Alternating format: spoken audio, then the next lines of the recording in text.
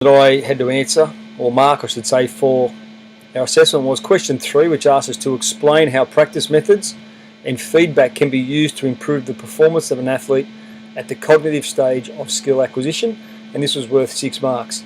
First thing that I noticed on this answer is that the student's got practice methods, he's got feedback types, which is what the key ingredients of this question have been written down the top right corner. That's outstanding, so well done Harry in this part there. The other aspect I really need to think about this response is that the question specifically asked about cognitive, right? So it's asked us about cognitive, so therefore cognitive is the only area that we need to have in there. You don't need to mention the associate or the autonomous, you only need to worry about the cognitive stage. If we look at our syllabus, we know we're going to be talking about obviously our practice methods and our feedback here. So we've got a range of areas we can include in our response. So just going through it, the athlete in the cognitive stage of skill acquisition is characterised by someone who is new to the skill or is just beginning to learn the new skill, which is correct. The athlete will make many skill errors, have no kinesthetic awareness, and may not be that fit. An example is an athlete that is in the cognitive stage of learning would be a child in the learn to swim category. Very good. He then goes to break off his practice method. So when learning a skill, part practice and in addition distributed practice are important. What I want you to think about in terms of this answer, because a lot of boys started to cover massed and they also covered whole. Someone who is learning a new skill, they can only practice part of the skill because they're unable to grasp the whole skill in its entirety.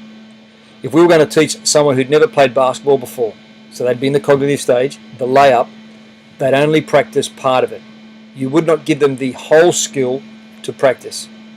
Likewise, in terms of the time allocated to the practice, distributed practice would be important because they're going to go and practice in small amounts of time. They don't have the concentration to be able to perform it for a long period of time. So distributed, go and practice a little bit of the layup, one part of it, come over here, we'll do something else, then we'll go back to our layup again, just to make sure that we're getting small amounts of practice in, and we're going to keep them focused and we're going to keep them concentrating. The example I know that I've spoken to the boys in my class about was, if I said to everybody, you need to go and get some Year 7 boys, you're going to get 3 Year 7 boys each, and you're going to teach them how to juggle. You give all the boys 5 tennis balls. Sorry, you give the boys 3 tennis balls, and you say, go and juggle. So they're going to learn the whole skill, and you say to them, you know what, come back in 10 minutes, and let's see how we go. The minute you turn your back, I reckon a minute later, the boys are going to be bored, and they're going to start throwing tennis balls, playing handball, doing anything except what they had to do. So that's why part practice for cognitive, distributed. You know what, boys? I'm going to give you 2 tennis balls. I want you to go and practice juggling just with one hand with 2 tennis balls. Go and do that for 30 seconds or even 2 minutes, then we come back. It's short, it's sharp. Go and practice a drill, then we come back. That's part practice, that's distributed. You can't do massed and you can't do whole. So students who wrote about those would be incorrect in this case. The other part as we move further down for this response is we need to give some feedback. So obviously with cognitive stage where there's a fair amount of errors and they don't have the skill level, the external feedback is going to be vital. All right, external feedback is going to be happening. Now again with all of these, if we go back to our dot point here, types of feedback, internal, external, concurrent, delayed, knowledge of results, knowledge of performance.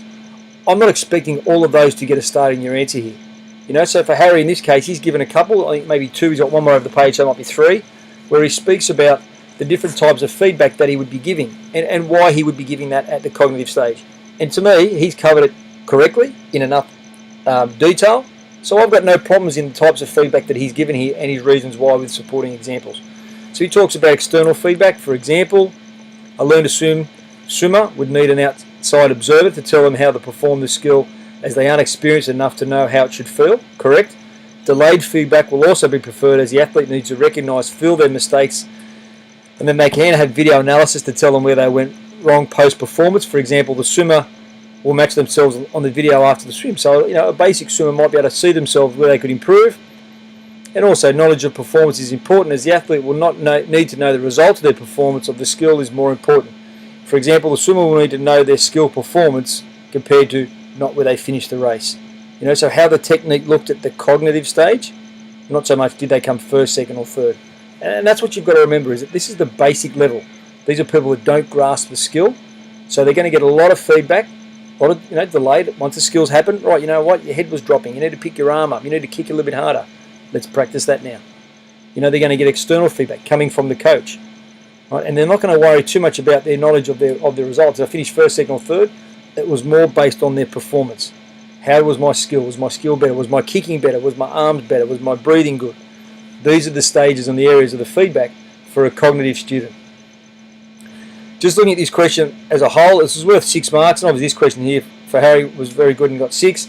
My concern was that boys tried to cover every single type of practice.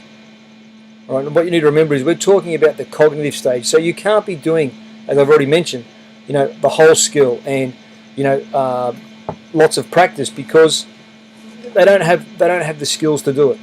All right, mass practice. They can't perform for too long because they're going to get very, very bored and you're going to lose them. You need to relate back to the question, which in this case said cognitive stage, and that's what we need to look at. You only needed to relate it to the cognitive stage, where there's going to be a lot of errors and they're going to need a lot of feedback. They're going to do small skills or small parts of the skill and small amounts of practice to maintain their enthusiasm and their concentration. Think about it from the juggling point of view.